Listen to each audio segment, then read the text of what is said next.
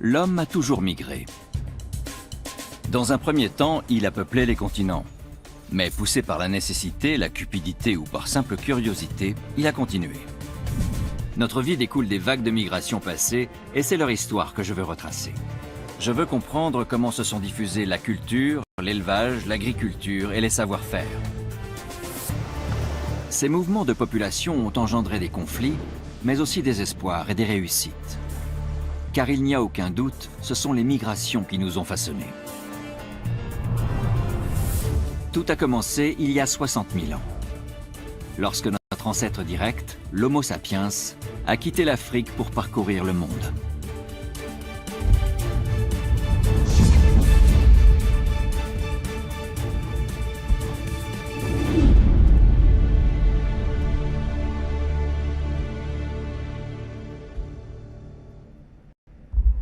Mon enquête me mène en Amérique centrale.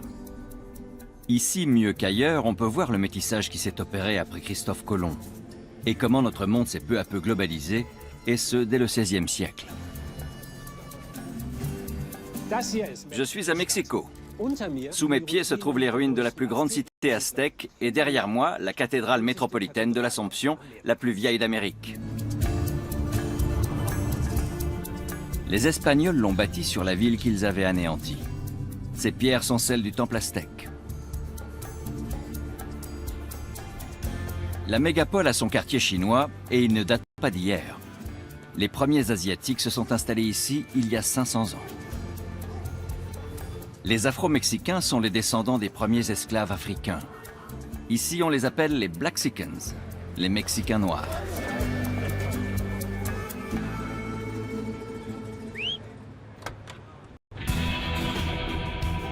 Et si la mondialisation avait commencé ici? Mexico serait alors le premier creuset de l'humanité?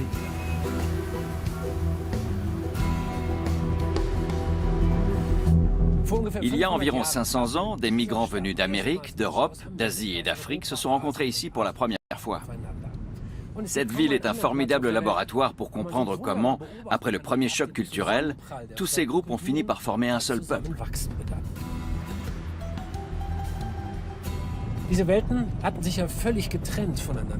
Ils s'étaient construits séparément et dans l'ignorance complète les uns des autres. Les Européens n'avaient pas la moindre idée de l'existence des Aztèques, et les Aztèques étaient loin d'imaginer que des Européens feraient un jour irruption dans leur monde. Leur monde, c'est un empire situé au cœur d'un continent gigantesque. Civilisation brillante, diversité des paysages et des cultures témoignent de la longue histoire et de la grandeur de l'Amérique. Le continent est peuplé de groupes ethniques qui ont tous leur singularité. Des tribus indiennes sont dispersées sur tout le territoire.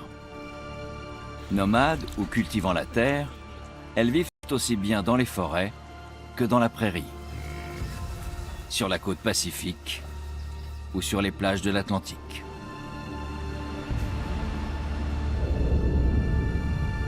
Dans les Andes, elles bâtissent d'imposantes cités et modèlent le paysage. Sans se connaître, toutes ces cultures partagent un immense continent. Mais que deviennent les Européens? Ils se partagent un petit continent et passent leur temps à se faire la guerre.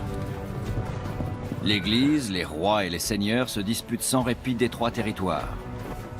La population augmente, on se bat pour le pain, le profit et le pouvoir.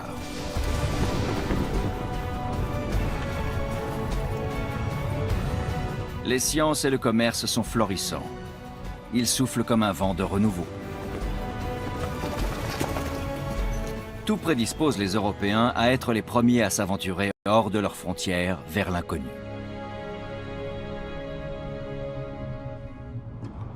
À la fin du XVe siècle, la Terre compte 500 millions d'habitants.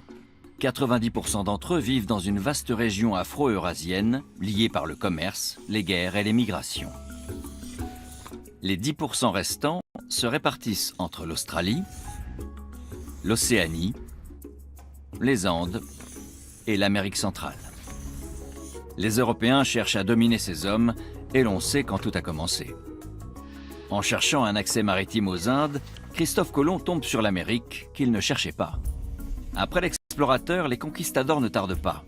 Ils arrivent avec leurs chevaux, leur christianisme, des armes à feu et des chiens. Certains indigènes essaient de repousser les envahisseurs par la force, avec un certain succès au début. D'autres s'allient avec les nouveaux venus.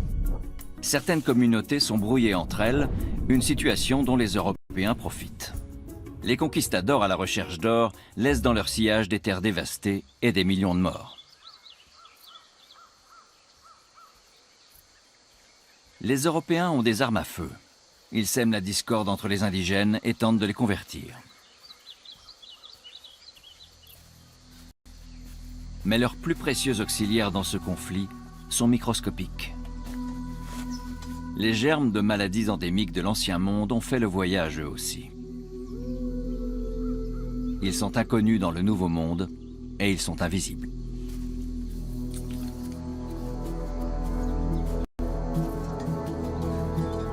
C'est dans une bibliothèque de Florence que je découvre les conséquences de la conquête sur les indigènes. Dans la bibliothèque laurentienne se trouve le Codex florentin, que la professeure d'histoire Stéphanie Genger a longuement étudié. Peux-tu nous parler du moine franciscain qui a rédigé cette œuvre et nous dire pourquoi tu trouves ce livre essentiel? Il s'appelait Frère Bernardino de Sahagún et c'était un missionnaire franciscain. Il arrive dans le Nouveau Monde peu après la conquête espagnole. Ce manuscrit est l'œuvre de sa vie. C'est l'histoire de la population du centre du Mexique. L'intérêt de cette œuvre, c'est qu'elle reflète la conquête du point de vue des opprimés. Comment a-t-il fait alors qu'il était espagnol? C'est juste, mais il avait enseigné dans une école de missionnaires fréquentée par de jeunes indigènes issus de l'aristocratie. Il a travaillé avec eux pour élaborer ce codex. Ils ont fait les enluminures et rédigé une grande partie du texte ensemble. D'où la valeur unique de cette œuvre. Je reconnais sans difficulté de quelle maladie il s'agit sur cette illustration. On voit des gens atteints de variole. Quel rôle cette maladie a-t-elle joué dans l'histoire? Elle a été déterminante dans la conquête du Nouveau Monde, en particulier à Tenochtitlan. Une gigantesque épidémie de variole a décimé une large partie de la population et une grande partie de l'armée. Existe-t-il des chiffres? Oui, l'hécatombe a été terrible. 25 millions d'indigènes occupaient le centre du Mexique autour de 1519 et un bon siècle après, il n'était plus que 750 000, soit 3% de la population initiale. Qui a lu ce livre à sa publication? Très peu de gens. Il est paru bien après cet épisode. C'est une vision très critique de la conquête. Et c'est précisément ce que l'on cherchait à oublier à la fin du XVIe siècle. Le livre dérangeait trop? Tout à fait. Pourquoi la maladie a-t-elle fait de tels ravages dans le Nouveau Monde et pas en Europe? Parce que la variole, comme la grippe ou la rougeole, étaient des maladies infantiles endémiques en Europe.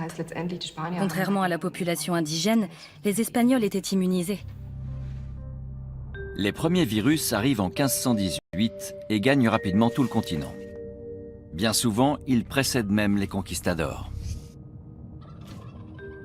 Les animaux contaminés répandent les maladies à une vitesse fulgurante.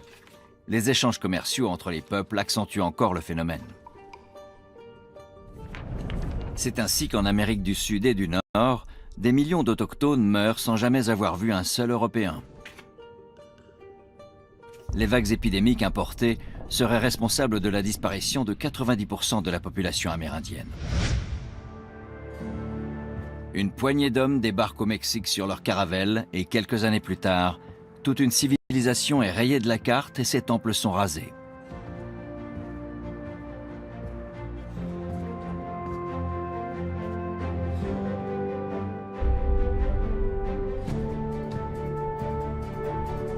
Le nouveau continent et sa nouvelle capitale exercent un attrait irrésistible sur les aventuriers et les migrants du monde entier. Des artisans, des religieux et des chercheurs d'or arrivent d'Espagne.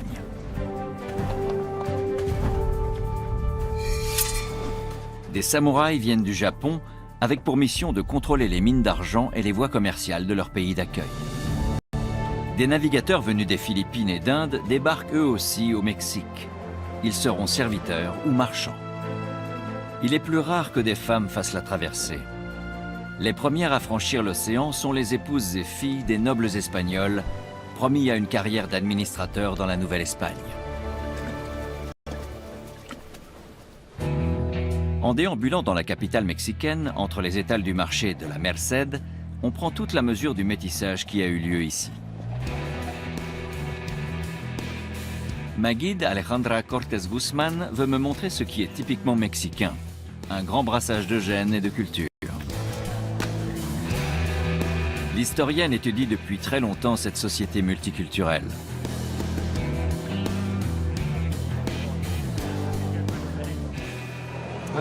Que faisaient ici ces gens venus du monde entier? Une société de métissage très large s'est formée en Nouvelle-Espagne, où l'on retrouvait l'Amérique, l'Espagne et l'Europe en général, mais aussi l'Afrique et l'Asie. Il devait y avoir une ambiance d'échange permanent où tout se mélangeait. Les langues, les cultures, les traditions. Comment vivait-on au quotidien dans une société aussi cosmopolite? Il faut imaginer un marché fourmillant de monde, où la femme créole avec une mantille croisait des indiennes en tenue aztèque,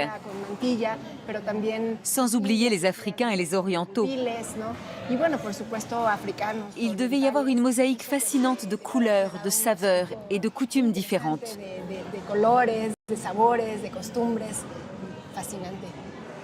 Mexico a donc été la première ville mondialisée? Oui, je crois qu'on peut dire que la Nouvelle-Espagne a été dès le départ une ville-monde, si on peut appliquer le concept à cette époque. Elle a même été la première de l'histoire. Elle a constitué un carrefour entre le sud et le nord, mais aussi entre l'est et l'ouest.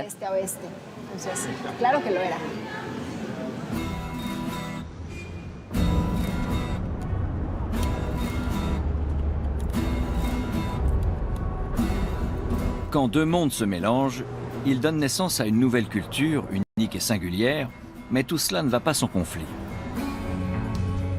Il est difficile d'imaginer le mariage entre un Espagnol et une indigène.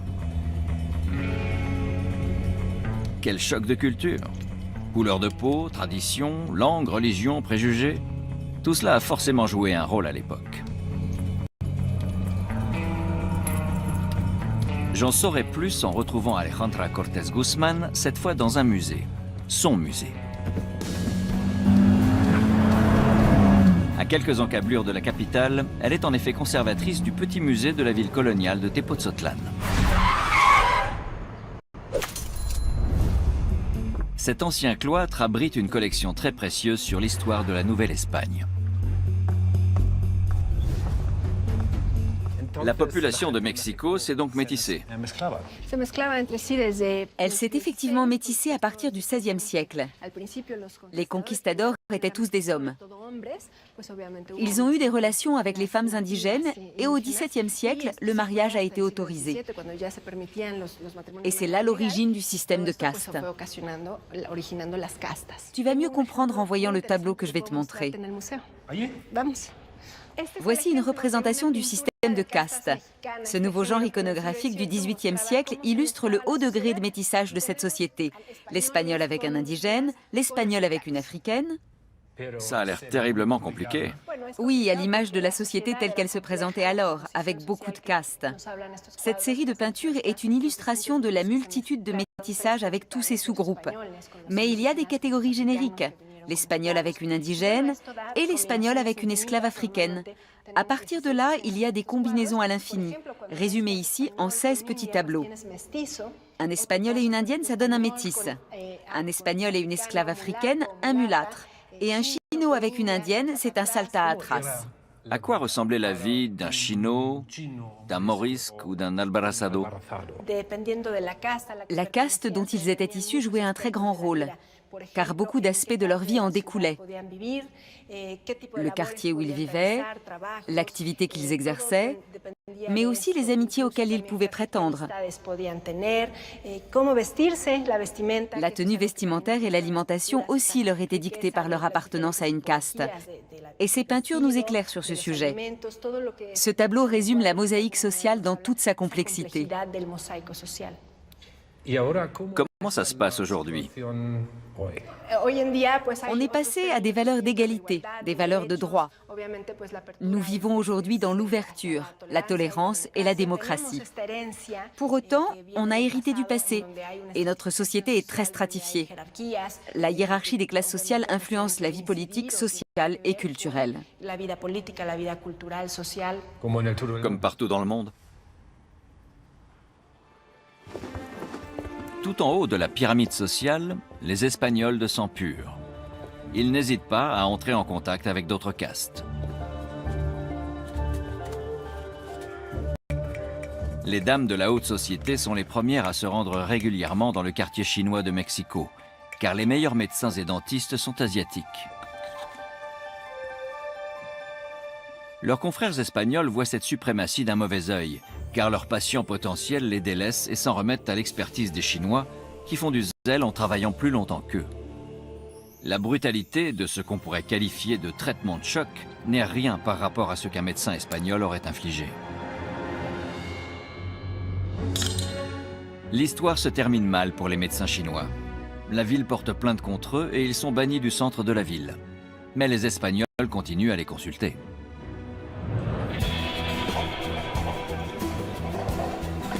Qu'ils soient chinois ou espagnols, tous les médecins ont déserté la place du marché de Mexico depuis bien longtemps. Au fil des siècles, l'élite de Nouvelle-Espagne s'est retirée dans de belles villas, laissant les rues et les marchés aux classes considérées comme inférieures.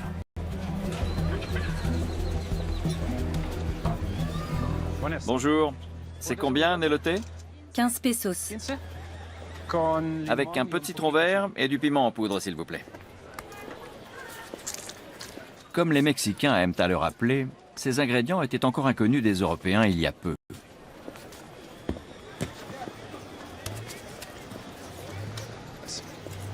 Gracias.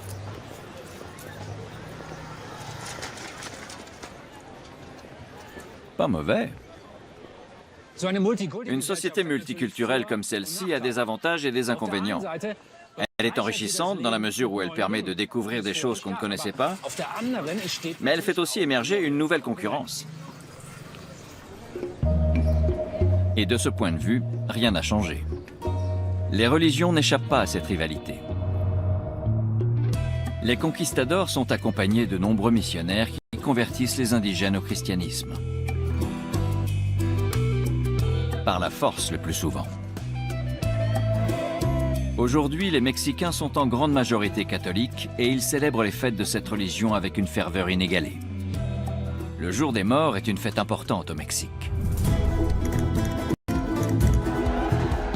Elle est un mélange insolite de culture aztèque et chrétienne, et c'est à ce titre qu'elle est inscrite sur la liste du patrimoine oral et immatériel de l'UNESCO.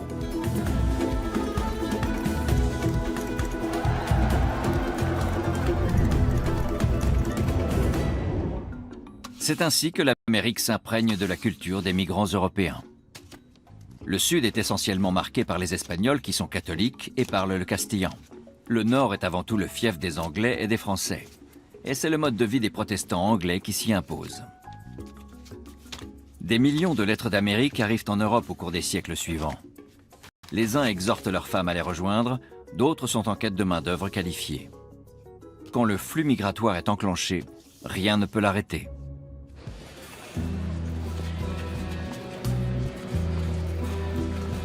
Ces incessants va-et-vient de population ont eu une conséquence sur notre alimentation, même si on a tendance à l'oublier.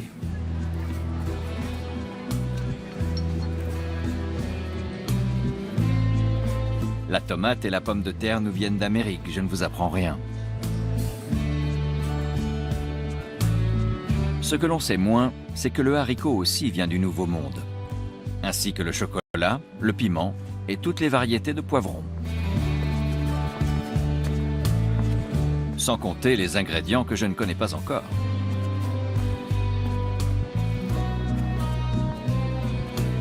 Mais n'oublions pas qu'il y a aussi des animaux et des plantes qui sont passés de l'Ancien au Nouveau Monde.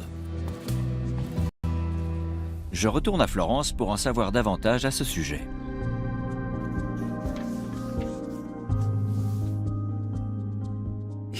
J'aurais pensé que les Espagnols avaient surtout introduit des armes dans le Nouveau Monde. Mais ces enluminures racontent tout autre chose. On a l'impression d'être dans une ferme avec des animaux partout. En effet, en bas à droite, on voit des chevaux de selle. Les Espagnols ont eu beaucoup de mal à les charger sur leurs caravelles, mais ils étaient indispensables pour se déplacer et pour se battre.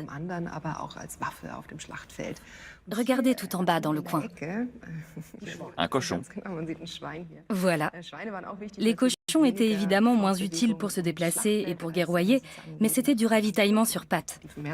Ils se reproduisent rapidement et on peut les emmener partout. Si je comprends bien, ce n'est pas uniquement leur technologie militaire qui a permis aux Espagnols de conquérir aussi vite le Nouveau Monde.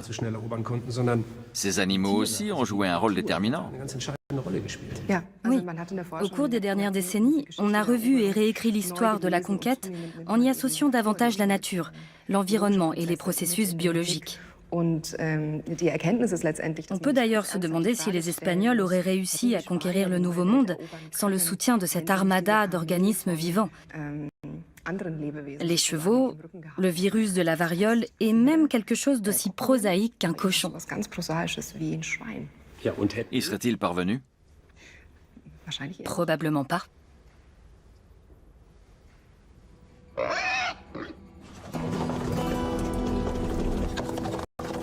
Les cochons voyagent déjà dans les cales des caravelles de Christophe Colomb. Il faut savoir que beaucoup de conquistadors sont porchés à l'origine et connaissent donc bien l'animal.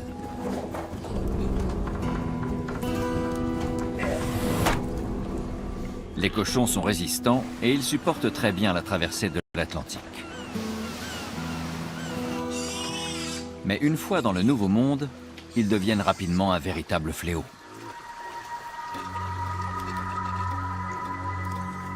Ils mangent de tout et prospèrent sur le nouveau continent. Ils se gavent de tout ce qu'ils trouvent en Amérique du Nord et en Amérique du Sud et n'épargnent pas les cultures des indigènes. En outre, de nombreux cochons domestiques deviennent sauvages. Au bout de quelques générations, une nouvelle race voit le jour. Ces cochons du Nouveau Monde ont des défenses acérées, ils sont extrêmement agressifs et ils sèment la terreur dans la population indigène.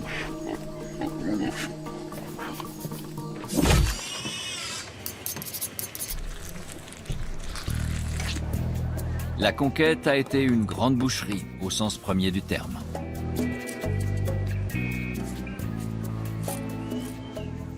Le cochon, très peu pour moi.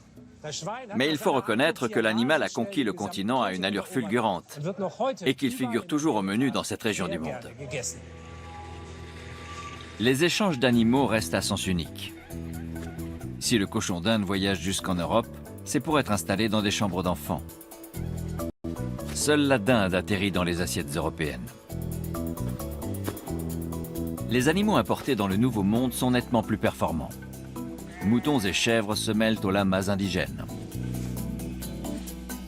En Argentine et aux États-Unis, les troupeaux de bovins font une entrée en force. Les chevaux font le bonheur des Indiens d'Amérique du Nord qui jusque-là se déplaçaient à pied. Mais les rats sont eux aussi du voyage. Et ils sont vecteurs de maladies. Les abeilles européennes sont des acteurs incontournables. Contrairement à leurs congénères américaines, elles butinent toutes les plantes qu'elles trouvent sur leur chemin, même celles qu'elles ne connaissent pas. Après 1492, des écosystèmes qui avaient évolué séparément pendant des millénaires se métissent entre eux. Des variétés de légumes cultivées en Amérique partent à la conquête du monde. Elles contribuent à une croissance sans précédent de la population en Europe, en Afrique et en Asie. Quant au Nouveau Monde, il se couvre de champs de blé et de rizières.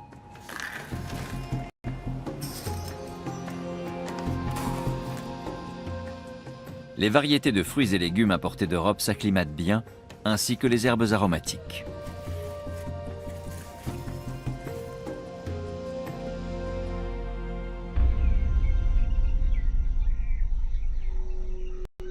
Sur place, les colons trouvent des sols fertiles, des conditions de culture idéales, mais surtout de l'espace à revendre.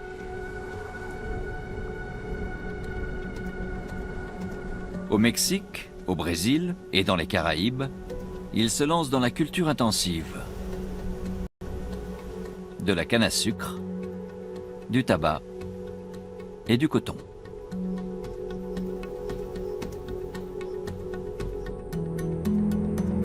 Mais pour rentabiliser ces plantations, il manque une main-d'œuvre bon marché. Les épidémies importées ont décimé 90% de la population indigène. Une catastrophe en provoque alors une autre. Cette fois-ci, ce sont des hommes de l'autre côté de l'Atlantique qui vont en payer le prix. Car les colons se sont souvenus d'une vieille institution très brutale qui a fait ses preuves en termes d'efficacité, l'esclavage. Pour les négriers, la traite des esclaves est avant tout un commerce intercontinental. Il s'agit d'acheminer outre-Atlantique de la marchandise en réduisant au maximum les coûts.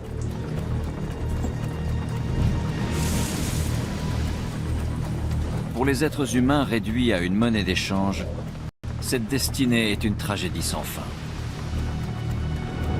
Ils sont arrachés à leur famille, traités avec une grande brutalité avant d'être entassés dans l'entrepont d'un navire dont la traversée va prendre des semaines. En 315 ans de traite négrière et 36 000 traversées, 12 millions d'esclaves africains vont franchir l'Atlantique pour être répartis entre les Caraïbes et les deux Amériques.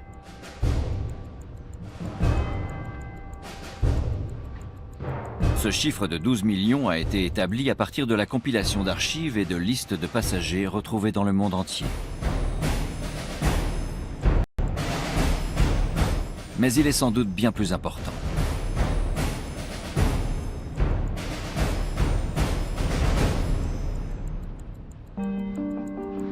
Certains historiens parlent de plus de 20 millions d'Africains exportés comme une marchandise. Mais aucun chiffre ne pourra jamais décrire la souffrance, les drames, la mort et l'horreur de ce chapitre de l'histoire. La vie qui attend les esclaves dans les plantations est un enfer. Il faut planter et récolter jusqu'à 20 heures par jour. On fait usage du fouet pour assurer la discipline. La désobéissance est punie par des châtiments corporels.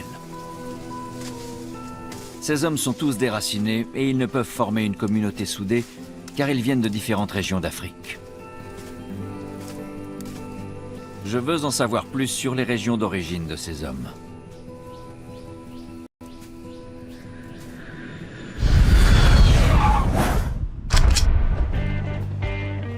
Me voici à Accra, la capitale du Ghana, et je rencontre Samuel Ntewusu qui est professeur d'histoire.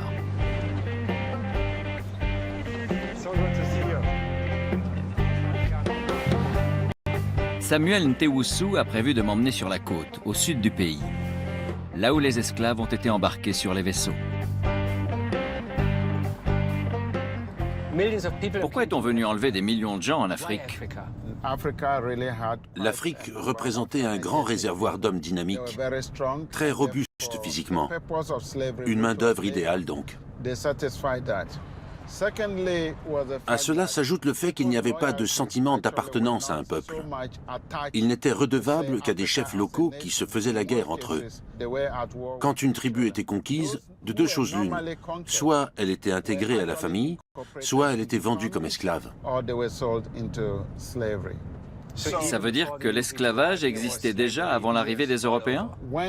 Quand il y a eu une demande de la part des Européens, il leur a suffi de se connecter au système existant. Donc les Européens ont repris à leur compte ce système pour augmenter le nombre d'esclaves. Alors qui est à l'origine de la traite des esclaves? D'abord les Portugais au XVIe siècle, ensuite les Britanniques, puis les Hollandais et les Danois. Il y a eu les Allemands et les Français aussi.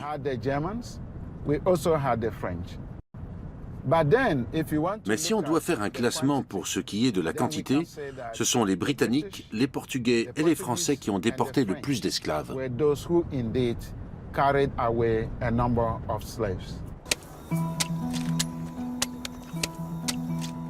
Please. Thank you. Thank you too.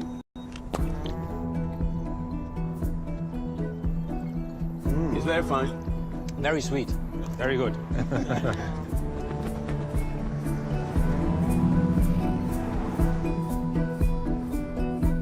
C'est donc ici que pendant 300 ans, les Européens ont enlevé des hommes pour les emmener de force en Amérique. Les conséquences ont sans doute été très lourdes pour l'Afrique. Les effets s'en ressentent peut-être aujourd'hui encore.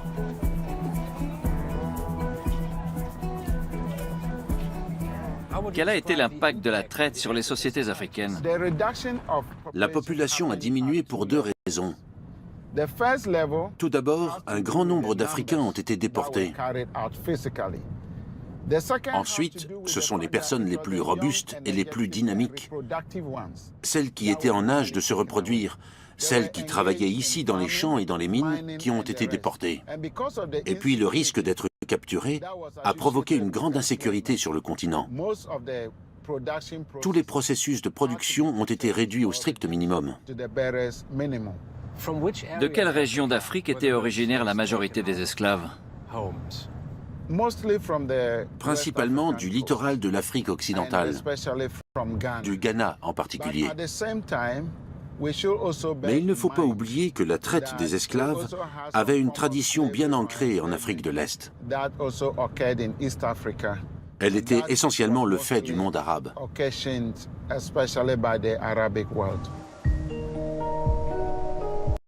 Le fort de Cape Coast est tristement célèbre.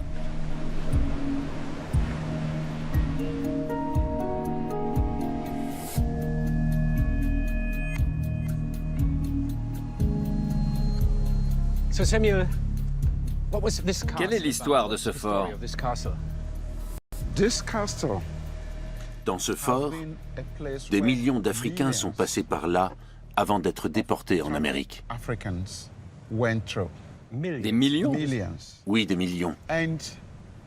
Là-haut, il y avait les appartements luxueux réservés aux Européens. Au milieu se trouvaient les entrepôts de marchandises et en bas, les cachots où croupissaient les captifs africains. À droite, il y a les cachots des hommes et à gauche, les cachots des femmes. À quoi ressemblaient les conditions de vie dans ces cachots? Ils étaient combien par cachot? Avaient-ils assez à manger? Dans chacun de ces cachots étaient entassés au moins 200 esclaves. Le plus souvent, ils n'avaient même pas la place de s'allonger. Ils étaient si serrés que ça? Oui, ils disposaient d'un espace minuscule. Et comme ils étaient les uns sur les autres, il n'était pas rare que des épidémies éclatent. La malaria, le choléra, la fièvre jaune se propageaient à toute allure et provoquaient des hécatombes. Ceux qui survivaient étaient embarqués par cette porte qui était baptisée la porte du non-retour.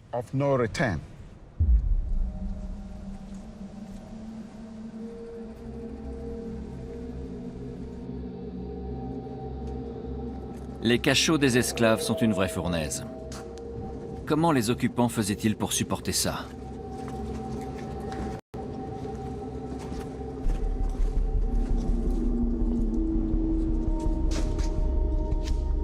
Aujourd'hui, une installation de 1300 têtes sculptées rend hommage aux millions d'hommes et de femmes qui sont morts ou ont survécu pour être réduits en esclavage le reste de leur vie, loin de leur terre natale.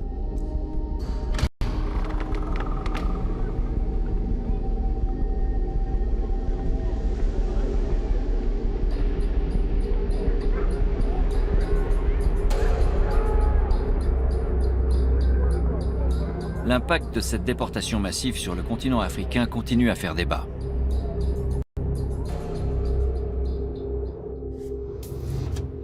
Il y a également des Africains qui se sont enrichis grâce à ce commerce. Dans certaines régions, les hommes jeunes, forces vives du continent africain, ont fait cruellement défaut.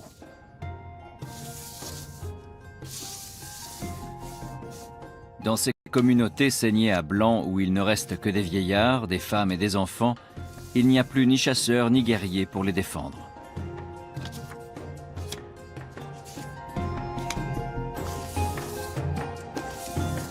La chasse aux esclaves a désorganisé la société africaine. Elle a favorisé la corruption et l'éclatement des ethnies, avec des conséquences délétères sur l'économie et la force d'innovation de cette région du monde. Selon certains chercheurs, les problèmes que rencontre l'Afrique aujourd'hui pourraient être la conséquence de la traite négrière d'hier. Le commerce des esclaves a aussi eu d'importantes conséquences pour l'Europe. Les Européens ont fait d'immenses profits.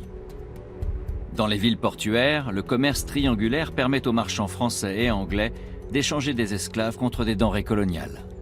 Avec les gains substantiels qu'ils en tirent, ils financent des banques, des palais, mais aussi des bibliothèques sous couvert d'œuvres de bienfaisance. On peut tirer profit de la traite négrière même sans vendre d'esclaves. Ainsi, les marchands de Hambourg font fortune en transportant des marchandises coloniales. La ville a prospéré et en tire encore une certaine fierté. C'est un modèle de commerce globalisé. Les esclaves d'Afrique vont vers l'Amérique. Le tabac, le sucre et les matières premières en provenance d'Amérique arrivent en Europe, qui elle-même exporte des vêtements et des armes vers l'Afrique. Il n'en faut pas plus pour faire un monde interconnecté. Les vaisseaux vont de plus en plus vite. Les trajets sont de plus en plus courts. Les informations qui mettaient des années entières pour aller d'un continent à l'autre arrivent en 2 semaines. De plus en plus de gens traversent les océans. Ils ne vont plus uniquement vers l'ouest, mais aussi vers l'est, vers l'Asie. Car là-bas aussi, des comptoirs français, anglais ou hollandais déploient leur activité. La Compagnie néerlandaise des Indes orientales a été fondée en 1602 à Amsterdam. Elle se construit un empire commercial tentaculaire. Elle achète et vend des vêtements, de la vaisselle, des épices, du café et du thé. Elle a en outre un insatiable besoin de main-d'œuvre. Les historiens ont estimé à 1 million le nombre de personnes que la compagnie a employées. Des marchands, des marins, des fabricants d'armes, mais surtout des soldats. La plupart d'entre eux n'étaient pas néerlandais, mais allemands.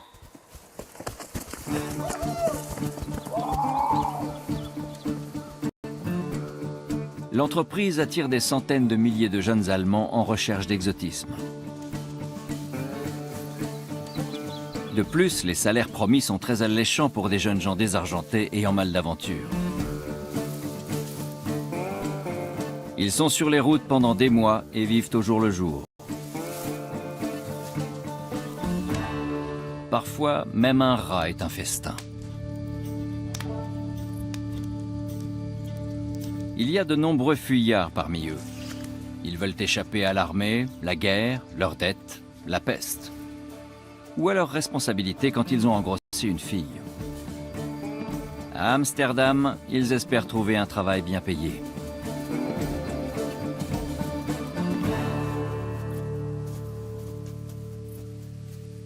Je rencontre l'historien Roelof van Gelder à la Staatsbibliothek de Berlin. Il a étudié et publié les carnets de voyage laissés par les jeunes migrants allemands. L'un de ces récits se trouve dans la section des manuscrits.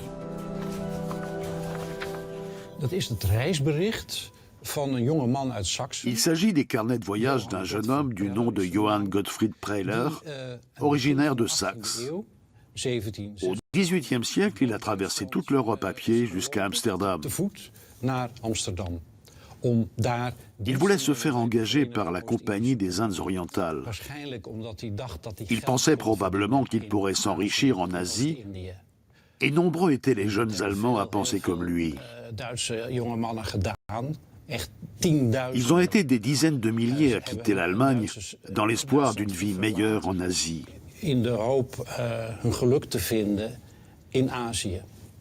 Voici le récit de voyage du jeune Johann Prehler. Il a écrit « J'ai du mal à déchiffrer. Je me suis fait dévaliser sur le chemin d'Amsterdam et j'ai dû mendier pendant 2 mois pour poursuivre ma route. On dirait que ça n'a pas très bien commencé ce voyage. » Il finit par arriver à Amsterdam. Là, comme beaucoup d'autres avant et après lui, il est hébergé par un intermédiaire officieux de la Compagnie des Indes. Il doit attendre le départ d'un bateau, mais seuls 2 à 3 navires quittent le port chaque année.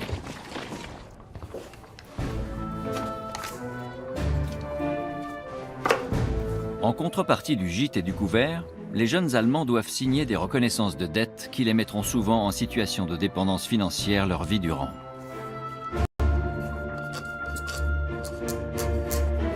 Pour augmenter leurs chances d'être embauchés dans la Compagnie des Indes, on les affuble d'un uniforme et leur transmet les rudiments du métier.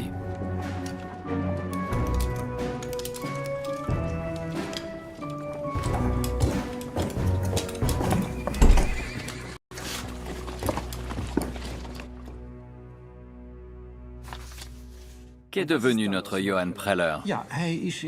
Il a été embauché par la compagnie. Il a été fou de joie. Voyez ce qu'il a écrit quand il l'a appris. Je crois que je suis l'homme le plus heureux de la Terre.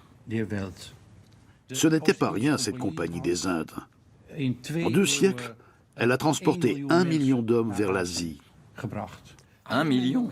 Oui, 1 million. Et les Pays-Bas étaient trop petits pour fournir une main-d'œuvre aussi nombreuse. Pour Johan Preller et ses compagnons de l'entrepont, la traversée va durer 8 longs mois.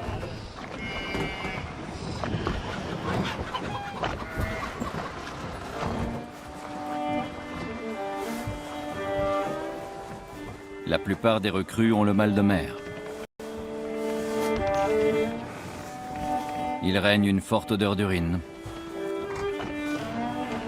Les maladies se répandent. Et celle qu'on appelle la rage mélancolique fait des ravages. Le jeune Preller en est lui-même atteint.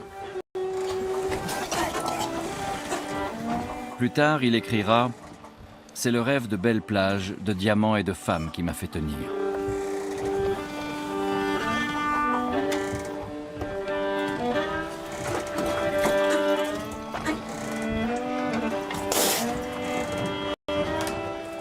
Mais nombreux sont ceux qui n'arrivent pas à destination.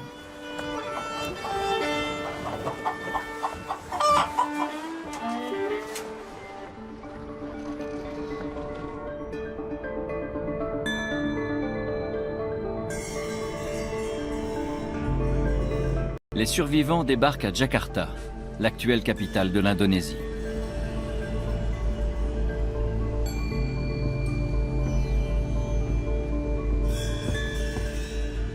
Les Pays-Bas ont conquis Jakarta en 1619. Ils ont détruit la ville, tué des milliers d'habitants, puis ils ont rebaptisé la ville Batavia. Cette ville de Batavia a été le siège de la Compagnie des Indes au XVIIe et XVIIIe siècle.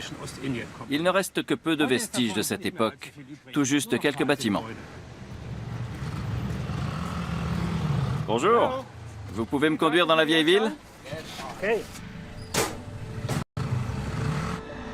Sur la route vers la vieille ville, on peut voir d'anciens entrepôts des Hollandais et des ponts historiques aujourd'hui complètement délabrés. Je m'en remets entièrement à mon chauffeur de taxi. Il devrait me mener à bon port. Enfin, je l'espère.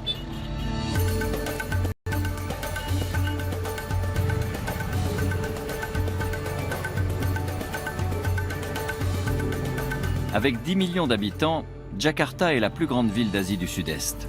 Et la circulation y est un vrai cauchemar.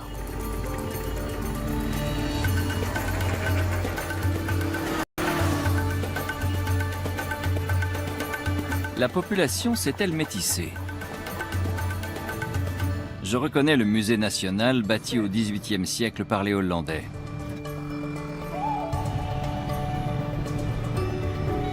Et là, c'est l'ancien hôpital de la Compagnie néerlandaise des Indes orientales. Beaucoup d'Allemands sont morts ici, après leur traversée, sans rien voir d'autre de l'Asie. Si bien que l'endroit a été baptisé la Fosse Commune.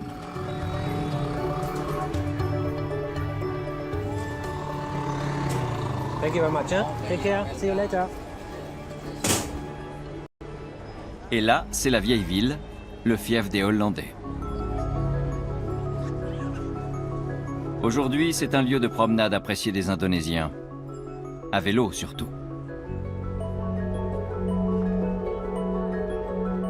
Ce lieu si pittoresque était le quartier général en Asie de la Compagnie néerlandaise des Indes. Le point névralgique du pouvoir et le but ultime des jeunes Allemands. Les rares rescapés de la traversée et des soins hospitaliers sont recrutés ici, dans les locaux du siège de la compagnie. Comme la plupart d'entre eux, Johan Preller devient soldat et il souffrira de dysenterie pendant plusieurs années. Ces soldats ont pour mission d'escorter les gouverneurs et à l'occasion, ils sont aussi fossoyeurs. Certains sont appelés à combattre contre les Anglais, les Portugais, les Chinois et les indigènes en rébellion. En bref, contre tous ceux susceptibles d'opposer une résistance aux Hollandais. Johan Preller n'avait pas imaginé les choses ainsi. Il se voyait plutôt faisant carrière sous les palmiers, entouré de femmes et couvert de pierres précieuses. Mais rares sont ceux qui réussissent. Ces employés allemands ne parlent pas le hollandais et ils ont la réputation d'être ivrognes et paresseux.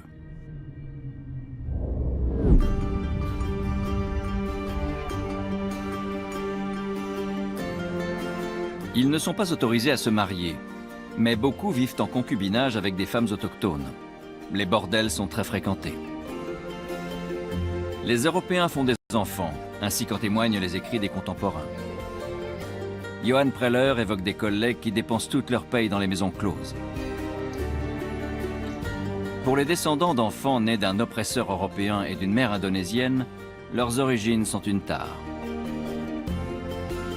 Combien de gens ici ont un arrière-arrière-arrière-grand-père de Saxe ou de Hambourg? Les Indonésiens préfèrent ne pas le savoir.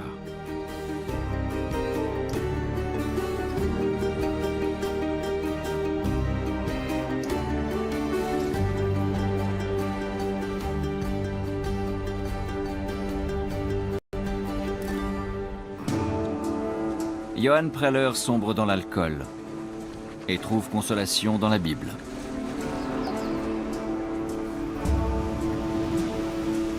Ses rêves sont anéantis, mais dans son malheur, il a de la chance. Il va pouvoir regagner sa patrie après cet épisode peu glorieux.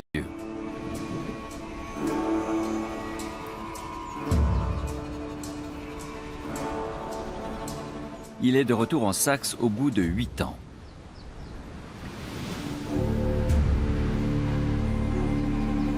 Il a survécu, mais l'Asie ne lui a pas porté chance.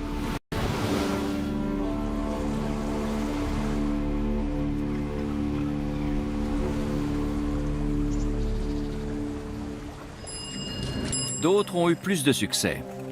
Certains aristocrates sont enterrés avec les honneurs dus à leur rang.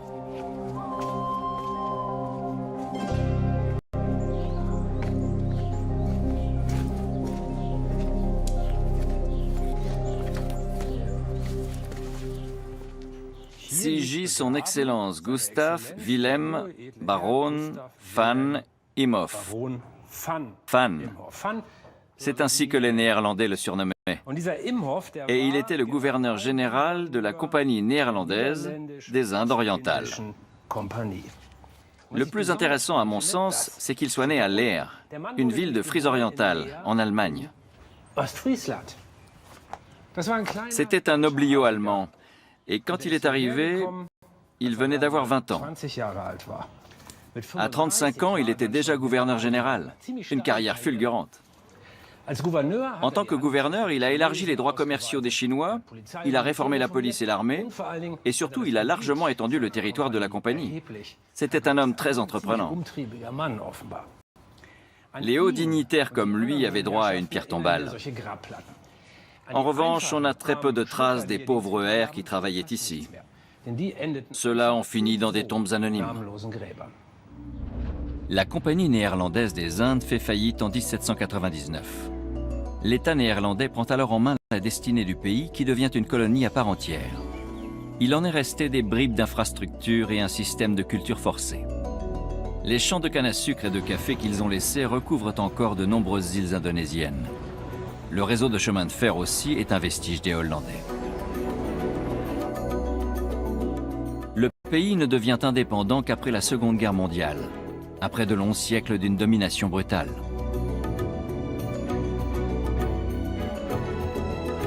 Le temps de la Compagnie des Indes orientales est révolu depuis longtemps. Rares sont les Indonésiens à connaître le passé colonial de leur pays. L'Indonésie du XXIe siècle est marquée par sa double identité asiatique et musulmane. On voit immédiatement qu'il y a eu peu de métissage avec la culture européenne. Personne ou presque ne parle le hollandais et la foi chrétienne ne s'est pas davantage imposée. Irgendwas ist hier in Indonesien Les choses ont pris une autre tournure qu'au Mexique. als in Mexiko. S'il en a été ainsi, c'est que les Hollandais ne cherchaient pas un pays d'accueil. Ce qu'ils voulaient, c'était faire du commerce et de l'argent. Ils n'avaient pas les ambitions des Espagnols venus fonder de nouveaux États. Le but de leur implantation était le profit. Se métisser avec les autochtones, ils n'y pensaient même pas. Bien au contraire, ils étaient convaincus d'appartenir à une élite et faisaient tout pour se démarquer des Indonésiens.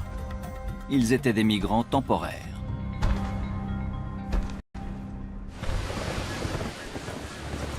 Le XVIe siècle restera celui où les conquérants et les marchands ont mis des millions de gens en mouvement.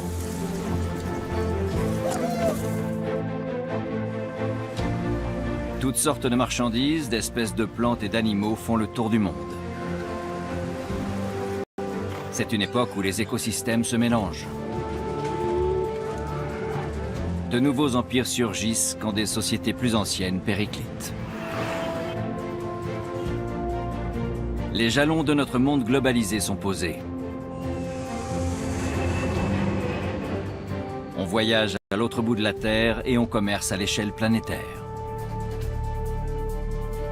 Tout cela a commencé il y a 500 ans.